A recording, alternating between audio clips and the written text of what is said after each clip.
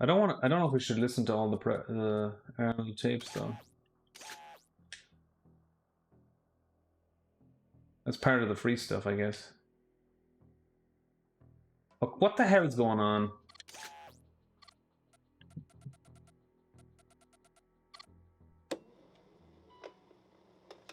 It's September 12th, 1987. My name is Major Alan Schaefer, also known as Dutch, U.S. Army veteran, Special Ops Commander, and the only survivor of the Valverde incident. These tapes are my personal testimony. Insurance. Should anything happen to me, what I found won't be lost. My team was brought in to rescue a Guatemala cabinet minister and his aide, who had been captured by guerrilla forces in Valverde. We located the downed helicopter, and the skinned bodies of those aboard hung in nearby trees, seemingly at the hands of guerrilla fighters. After assaulting their camp, it became clear that the mission was a setup. American intelligence had sent us to retrieve the captured agents who had been on recon for future military action. But none of that matters, because while we were clearing out the guerrillas, something was hunting us. An invisible killer tracked us as we made our way to the extraction point. In 24 hours, it wiped out my entire team. Rick Hawkins, Blaine Cooper, Mac Elliott, Billy Soul, Jorge Ramirez, and Al Dillon. The best soldiers I've ever known. Men I trusted with my life were butchered like animals. These are gonna be long. It was a nightmare. We walked in with guns, but it had perfect camouflage, advanced weaponry, and could see heat. It was strong and smart, a pitiless hunter. I waited, I watched, and when I understood it, when I saw how it hunted, I killed it. As it lay dying, in a final fuck you, it activated an explosive device. I barely escaped that blast. My radiation sickness and the crater of the explosion are the only evidence it ever was here. I've given my official statement to Agent Peter Keyes of the OWLF, but it's become clear I needed to investigate Valverde myself. Keyes was thorough, but he asked all the wrong questions. I mean, we have proof of alien life, but that life sees us as game. It's an alien whose first contact with humanity was to hunt us for sport. All Keyes cared about was the technology lost in the explosion. He can see the jungle for the trees. I see the threat. He sees the opportunity. Spies are all the same. I mean, we aren't people to them. We are assets. How many soldiers would he feed to those monsters just for a chance to steal from them or to learn from them? The government can't be trusted. So I will have to do this on my own. I'm cutting my treatment short and going off the grid. I will make my way back to South America to Valverde. I was told that there were stories about demons who make trophies of man.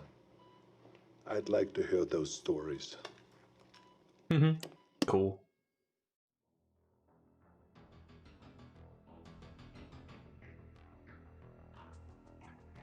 You set us up. Debriefing, folklore, patience, 80s, strange bedfellows, Napoleon, Stargazer, still hunting, 2025. 2018, 2008, 97, 08, 92. Man, these are all over the place. And it says like 1100 still on my screen. So they obviously didn't increase the level cap, which sucks. Just like Wayland Yutani. Yeah, those were cool updates too. April 8th, 1991. I'm not dead yet. I'll admit, I regret not curing my radiation sickness before I left.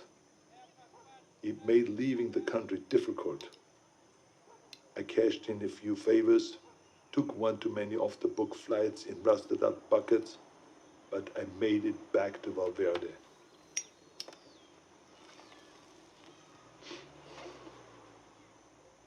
The area was on lockdown. sealed by American intelligence for study. The complex centered on a crater from the alien self-destruction. I found the scientist slumming in a local bar. A few drinks, a couple of threads later, he was ready to talk. It wasn't much, barely anything I didn't already know. The blast emitted a form of radiation they'd never seen before. Some believed it was extraterrestrial, some didn't. Either they're not too bright, or there's nothing to find. I decided to let them keep searching in vain. It kept them busy and off my trail.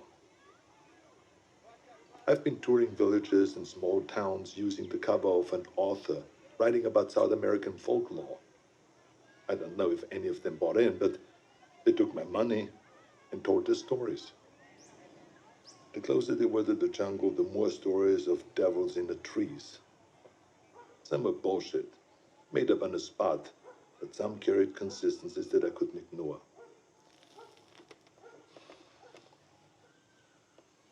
Whatever it was, the demons who make trophies of man, the devil of the trees, or the skull taker, the stories always began on the hottest summer that they could remember.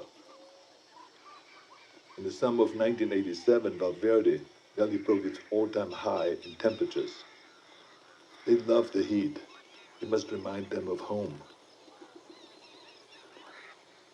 Everything else confirmed the truth of the stories. Proud warriors skinned and hanged, skulls and spines ripped from their bodies. Maybe it was obvious from the beginning, but it wasn't until I heard the stories that I truly accepted the purpose of these mutilations. I mean, they're taking trophies. They travel impassable distances to hunt us, skin us, and mount us over some alien fireplace on another world. It would be disgusting if it weren't so familiar.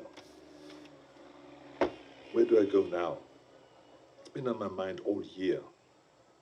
The takeaway from all this intel is that they've been doing this for decades, centuries maybe. They're coming back, and I need to be there when they do. I need to be there. Yeah, these are cool. I love this shit. A backlore to a back story to like Predator and stuff. It's flipping awesome. Like, yeah, I'm gonna listen to all these to be honest with you. They must just get level. They must just come out if you level up every 10 levels or something. 3, 4, 5, 6, 7, 8. Yeah, so I guess whatever. It gives other people incentive if they haven't already to level up. You know. Wait, I just did folklore, right? So we do patience then. April 8th, 1991. I'm not dead yet. I'll admit, I regret not curing my radiation sickness. Wait, didn't I just do that one? Oh, okay. June 27th, 1992. It's hard to remember that the most important part of an operation is patience. You can plan the perfect op, but you can't account for everything. If shit goes south, there's nothing to do but to adapt and finish the mission.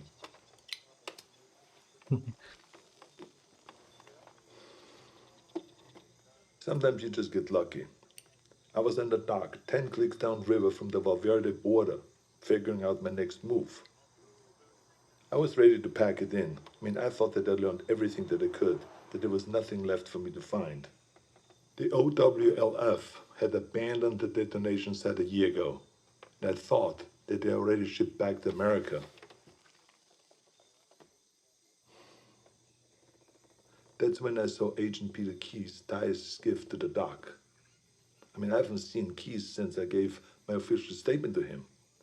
It was impossible, but there he was with 3 of his buddies. All agents.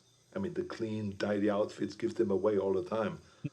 I mean, they don't want to get down in the dirt, you see. That's what they pay soldiers to do. Keyes walked up, looked right at me, and shook my hand. I mean, with the radiation sickness, I've lost a lot of weight, so I thought that he maybe would not recognize me, but then he greeted me like we were old pals. Keyes is a good spy, saying nothing, implying everything. We spent the next few hours trading war stories at the bar. If you'd heard us, you would never have suspected we were trading intel on an alien manhunter. His cover was that they have been looking for a serial killer, a sadist who has been operating in the area for years, hunting people like animals and then skinning them alive. Keyes wanted to talk about the monster, so it all came out in the cover story. In many ways, they were just a few steps behind, surveying villages for information, locating witnesses. He did confirm one thing that only considered. He told me how the killer chose his victims. They were always armed. A rifle, a pistol, a knife in the boot. He wasn't taking kids or random villages. He wanted a challenge. Whatever it was a hunter. When it killed for sport. I wish they were here for Thanks for the follow. military action, recon for an invasion. But the truth was so much worse.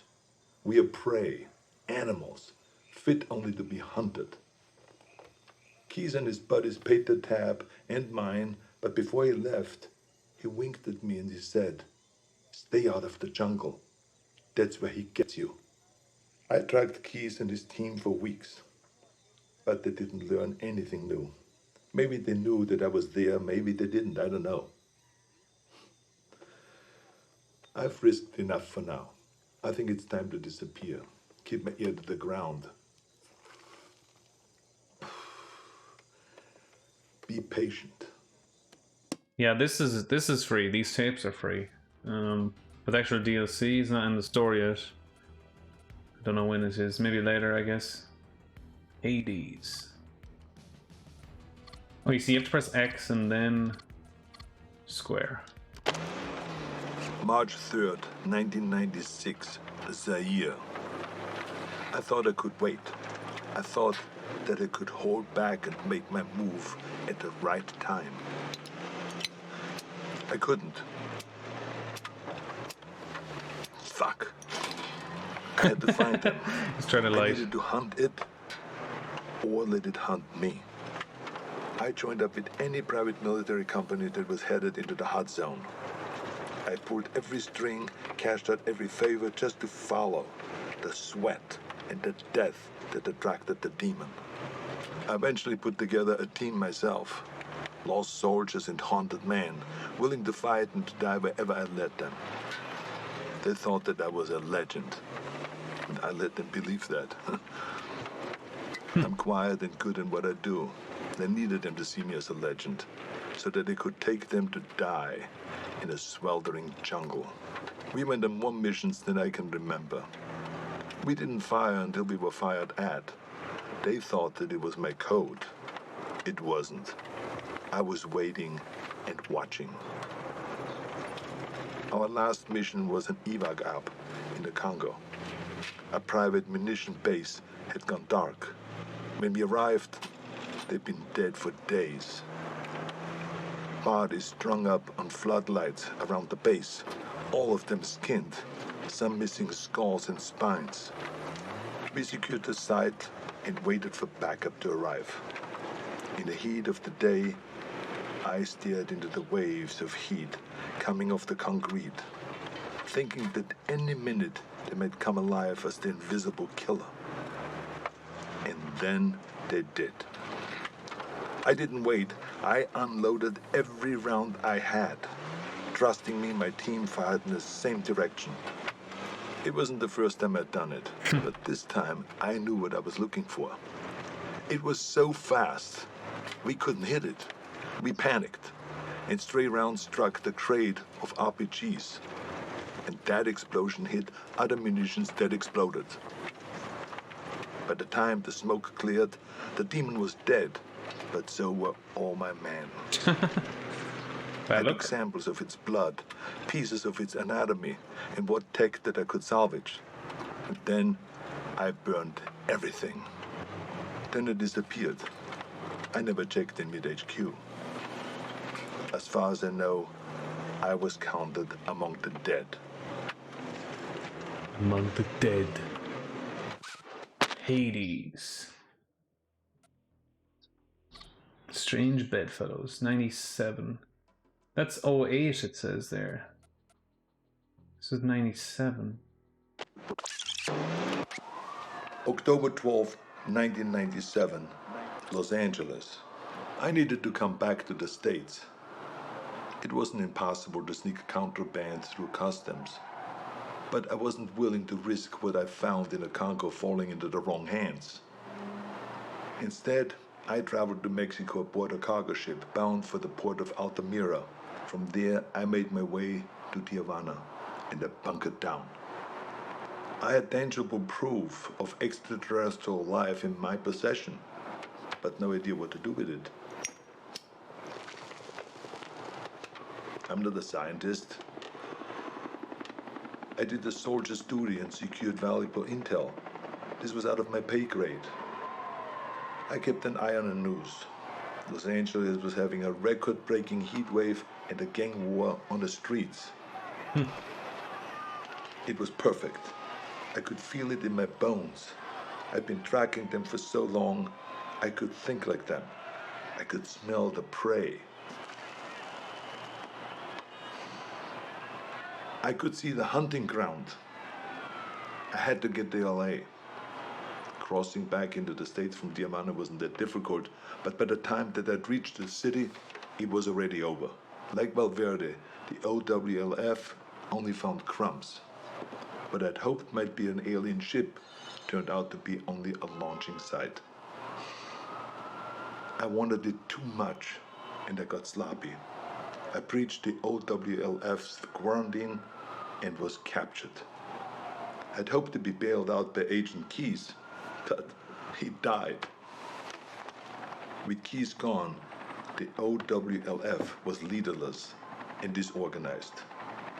I was interrogated, but I negotiated my release by bartering the alien materials that I'd recovered from the Congo. During the negotiations, it was clear how little they knew. They needed someone who understood the threat, so I offered to work with the OWLF as a consulting advisor. They had the funding, the technology that I needed to continue my hunt. I wouldn't work for them, but I would work with them. There will be a weapon that I can use to hunt down these predators as they move to fresh ground.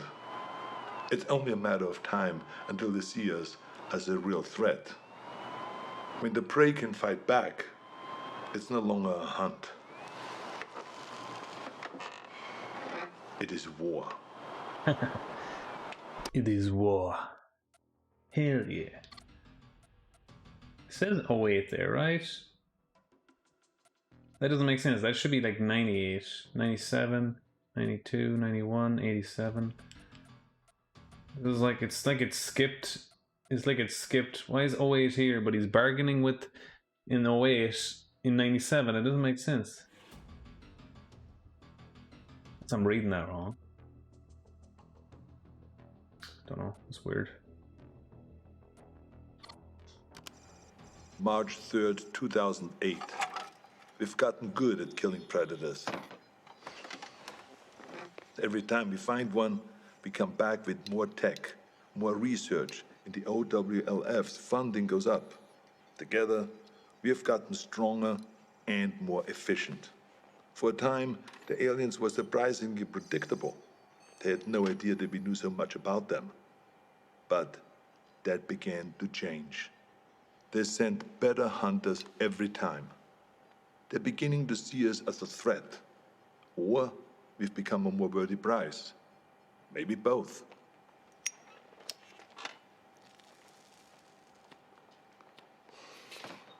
We know this because our last encounter was special.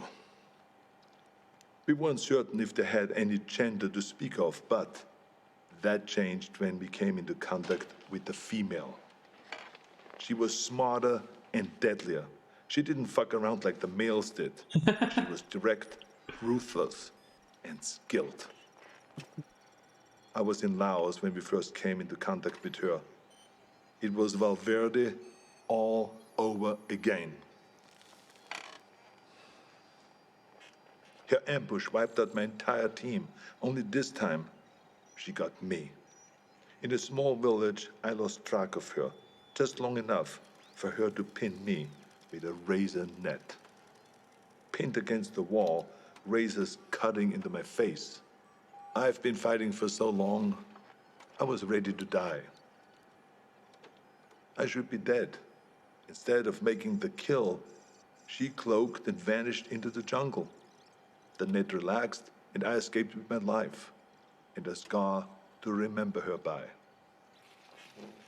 She spared me, only me, like she knew who I was. I returned to the exfil, my first failed mission in a long time. Are we going about this wrong?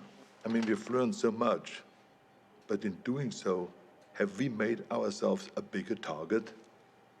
I can't stop thinking about something Napoleon said. You must not fight too often with one enemy, or you will teach them all your art of war. I started this believing that we were learning how to hunt them, or maybe she let me live to just be hunted another day. We were teaching them how to hunt us. To hunt us. Ooh, the Stargazer. Your man is always going on about in those missions. Stargazer.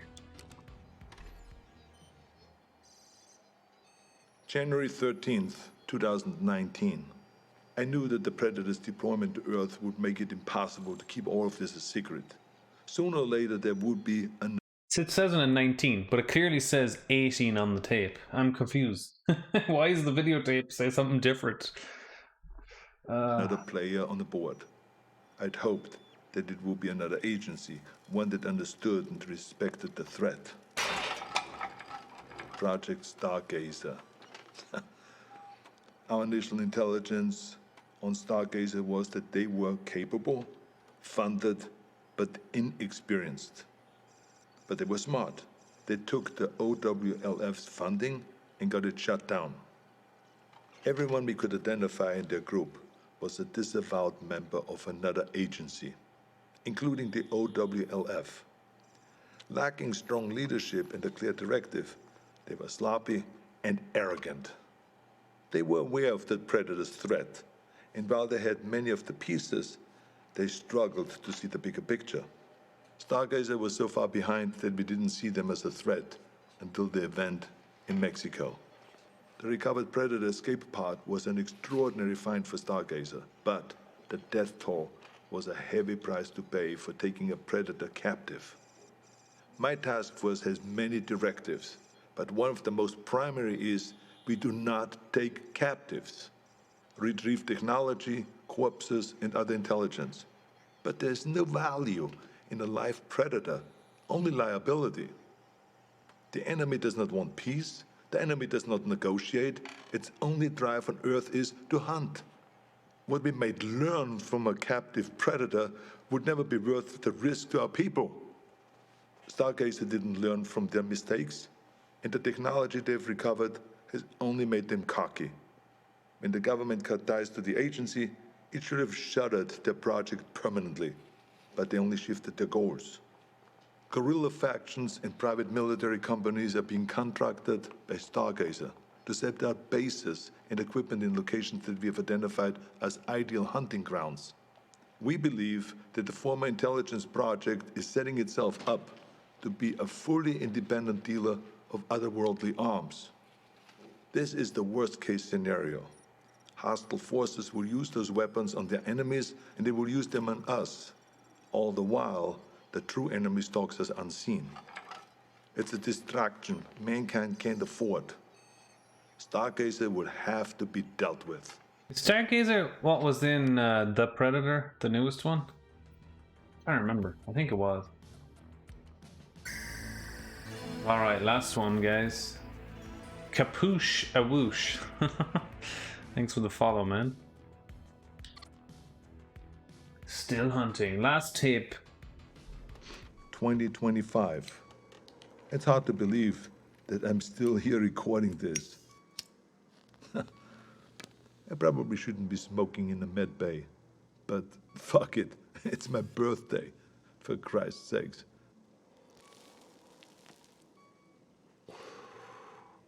I turned 78 today, but I'm out there hunting. I should be retired. I should be doing anything but this. My life shouldn't be possible. But the very thing that I hunt, that hunts me, is what's keeping me alive. As we began to understand the predator's technology, we started to use it. A fight with a predator female went bad and I was critically wounded. Dying, I agreed to experimentation. Oh shit. It worked. It worked so well that the cells in my body stopped aging. Pushing 80 now, I'm fighting like a man in his 40s. It's not the only experiment that I've been part of. I'm deadlier now than I was in Valverde. The OWLF has been fully reinstated. It's grown larger than ever before. We saved John Keyes from Stargazer. His father was Peter Keyes. I suppose you could say that he was a very dear acquaintance. His son is a gifted scientist. I worry about the future. The Earth is seeing unprecedented rise in heat and war. As the climate changes and the temperatures go up, more and more countries are becoming hunting grounds. We've killed so many of their kind, but they only send more. The number of events that we have witnessed has increased threefold in 10 years. We have made an impression on them, but not like we had hoped. We wanted to show them that we weren't prey, to deter them from ever sending another hunter to our world. We sent a warning, but they took it as a challenge. I fear we have made things worse. If the predators ever decide that we've grown too bold, I have no doubt that they could burn the earth and all of humanity with it. My only hope is that while they waste their time on sport, we can rise up together and stand against them as a species. Until then, we keep moving, we keep hunting, and we keep our eyes open. And it's all the tapes. Damn, I want more. That was interesting stuff.